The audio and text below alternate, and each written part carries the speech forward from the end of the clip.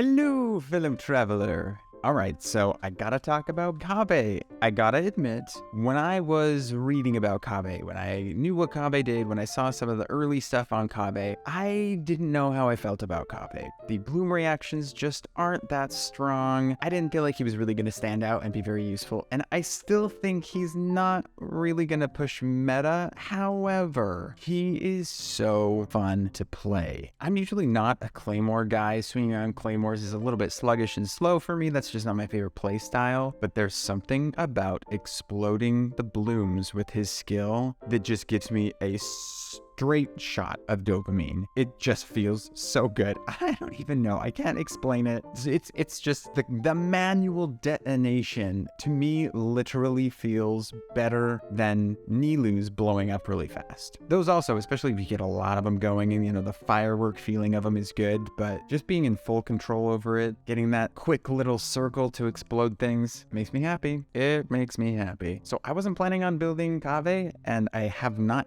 yet built him, but that's because I did not pre-farm, because I was pretty sure I was not going to build Kaveh. And now look at me really contemplating building Kaveh. I think I would put him on a fridge team. So get some blooms, freeze up some enemies, and do some explosions. He will shatter frozen enemies, but that also scales off EM, which you're throwing tons on him, so you do get a little bit of extra damage out of that. So I think that's going to be worth it. I think I personally will want my 4th slot to go to a crowd control unit. I haven't tested any of this, so I don't know if it's really going to work, but in my head, I'm imagining, even someone like Kazuha, just to pull people together and then freeze them all in close proximity. Sucrose doesn't quite do the crowd controlling I want her to do, but might be enough to get them close enough together for the freeze. And then does give the elemental mastery sharing that I think that could be kind of worth it, because Kazuha giving a elemental damage bonus isn't going to aid quite as much in my opinion as an elemental mastery bonus. And seriously, there's even a part of me that thinks maybe trying Venti just to really pull people together and freeze them, because when people are frozen, they do drop a little bit.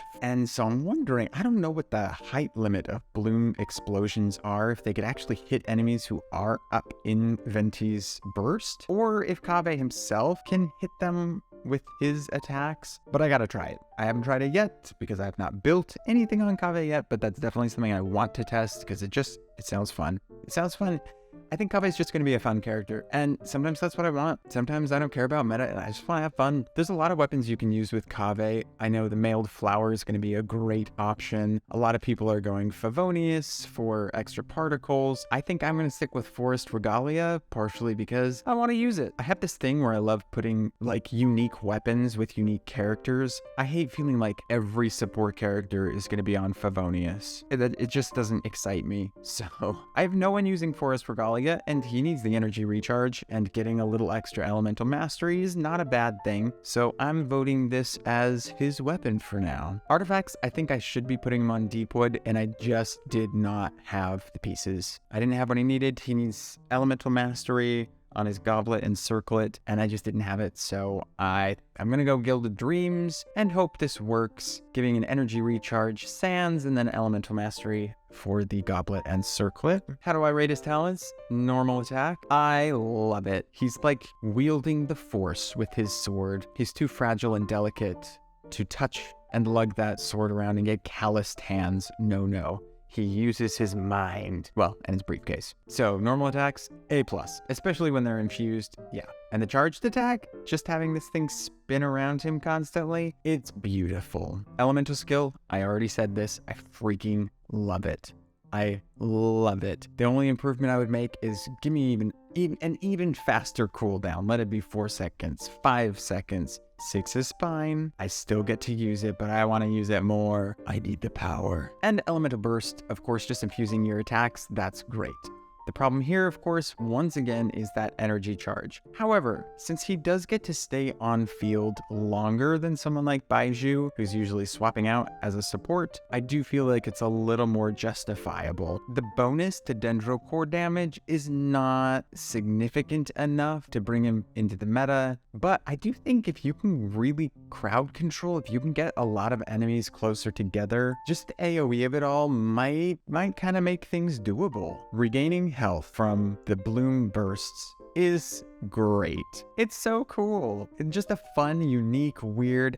He doesn't need someone else to support him for healing. There are certain teams, of course, where if he's the only healer, quote unquote, healer on the team, it's not going to be sufficient. You know, you put him with Nilou, and I'm just not convinced that his healing alone will save the team. But on a lot of the other teams that he can be on, it's fine. The team I want to put him on, it's going to be great. Getting a little extra elemental mastery, also something I'm not going to complain about. Is it incredible? Is it going to increase his damage by a ton? Nah. But, you know, it's fine. All right, as for a crafting passive for landscape building, courtyard furnishings, I don't use this very much, but it is so true to his character that I'll let it be a pass. I don't find it quite as fun as Baiju's, and I wished that we had more reason in kind of the regular gameplay to build furnishings. Don't even get me started on my teapot wishes. When I first heard there was going to be a, you know, teapot type system, I didn't know it was going to be a teapot for starters. I just, you know, they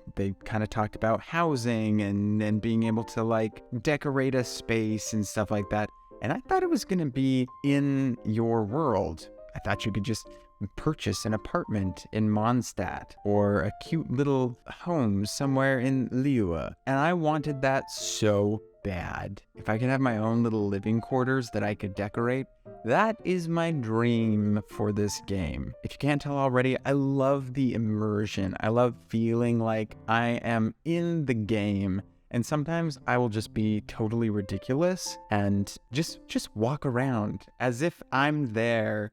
Not run around or teleport to your destinations, just walk around and enjoy the scenery, enjoy the music, be immersed in the setting. I've done some missions where I'll not teleport at all and see what it would really feel like to be the traveler going from one destination to another. I'm weird. I'm sorry. I can't help it. So if I could use this passive talent in the regular non-teapot world of Teyvat, I'd love that. That'd be super fun. But still, it's fine. So do I think Kaveh is worth building? I'm going to say only if you really like the character. I don't think it's going to help you beat Spiral Abyss any faster. I don't think it's going to, you know, give you a Dendro driver that is going to help your account that much. But if you like Kaveh, because look at this guy. Look at him. What's not to like? Then, you know, it's your account. Build him. I probably will. Someday, will I regret all of the materials that I spend on building Kaveh? No, I don't think I will. All right, that's all I've got for today, and I'll see you next time, traveler.